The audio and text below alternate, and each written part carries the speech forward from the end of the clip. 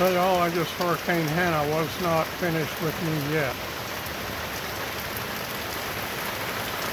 This was 4 or 5 days of rain. Rain, rain, rain, rain. I don't care. This place was dry. I'm sure my pecan trees appreciate it and make my pecans big, fat, and juicy. Look at the ground. There's not a puddle anywhere. Nowhere. All this rain, 7+ inches the last 4 days, is soaking right in.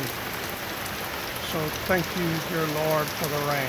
Just don't get carried away like you did in 2017. I do not want, nor can I tolerate another flood. Not even with your strength, Lord, I can't take another flood. It was thundering ferociously. I mean, like angry thunder. And I was hoping to get some of that for you to listen to, but evidently it stopped. Okay, that's it for now. I'm working on something for y'all that'll take me a while longer, and then I'll do a video and get it downloaded. But you know the story. My internet's slow. It may take forever. Love y'all. Cuddle up close to Jesus. Put all your trust and faith in Him. Have faith as a child. Believe Him for everything. Trust Him for everything. He will never fail you.